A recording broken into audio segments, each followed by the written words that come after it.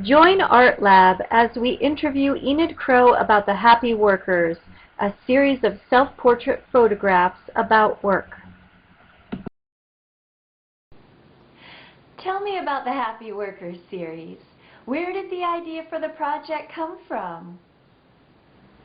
The Happy Workers series is a visual response to the work of journalists like Studs Terkel, Bill Moyers, and Barbara Ehrenreich, all journalists who are famous for documenting the lives of ordinary working Americans. Although I admire the success of these journalists, I find their myopic focus on issues like low wages and poor benefits, the decline of union membership, the increasing disposability of white-collar workers, extremely depressing and uninspiring. As a journalist myself, my goal with the Happy Workers Project was to photograph workers who actually appreciate the fact that they have a job in this tough economy. I asked each worker to give me one brief and uplifting quote about their job. No whining allowed.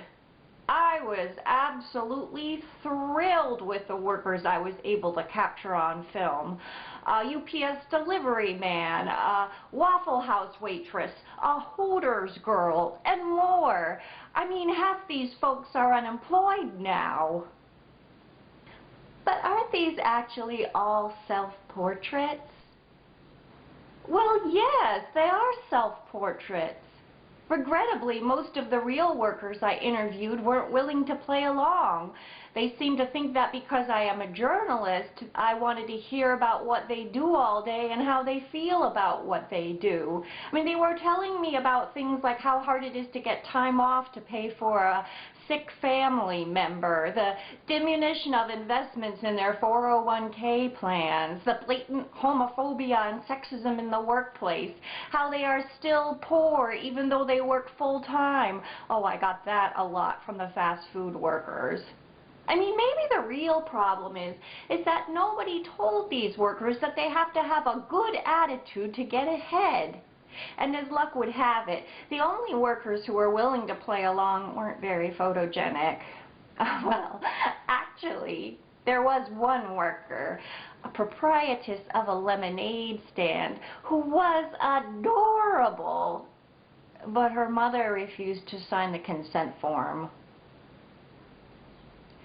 I find the way that your series examines identity and subjectivity really interesting.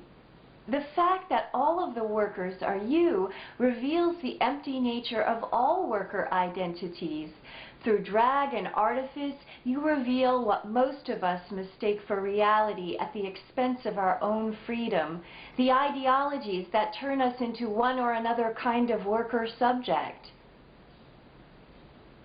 The great sage, Dr. Wayne W. Dyer, queried, "If you think you are what you do, then what are you when you don't?" What do you think he means by that? That if your mother said you are what you eat, you are probably raised by a liar. Seriously, I got the idea for this project from the late 19th century journalist Frank Crane. Crane, unlike the contemporary liberal media, actually glorified the workplace. He called the factory a sermon in steel and glass, a temple of work in which the machinery was the organ and the choir was the glad laughter of the happy worker. I mean, obviously, most employers appreciate how important the choir of the happy worker is to their temples because they provide such fabulous benefits, like Employee of the Month awards and product discounts. Were it not for the discounts that Arby's and McDonald's offers on their food, some of their employees wouldn't be able to afford to eat. So, if real workers weren't the source of the quotes, where do the quotations come from?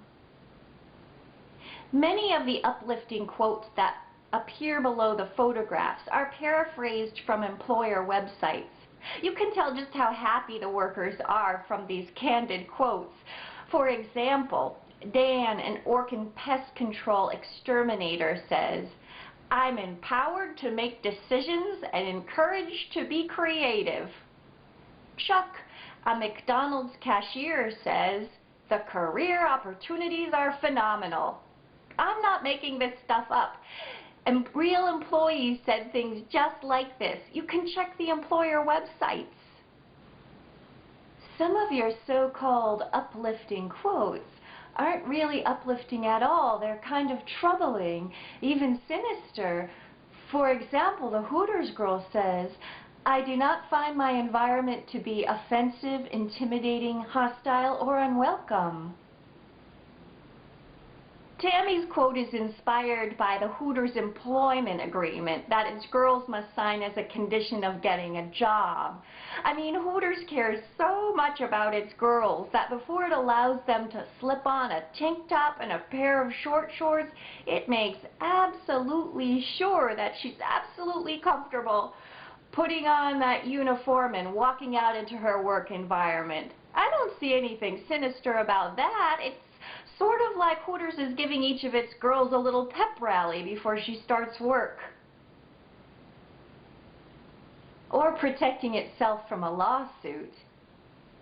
How do you respond to your critics that say this is irresponsible reporting and one-sided, and that you fail to conceal your obvious corporate bias? Look, as more and more journalists from distinguished newspapers like the New York Times fabricate sources in order to support their stories, I think you're going to find a lot more photojournalists dressing up and impersonating their subjects. I mean, it's not every day that you get a photograph like execution of a Viet Cong guerrilla or a picture of a plane nosediving into the Hudson. By using myself to document the lives of other people, I am breaking new ground as a photojournalist. And as the public becomes hungrier for shorter articles, and as advertisers become more reluctant to associate themselves with ugly news stories, I think you're going to find a lot more one-quote articles, maybe even one-word articles. In that case, in one word or less, can you tell me what you hope to contribute to the ongoing discussion about the American workplace with this body of work? Absolutely.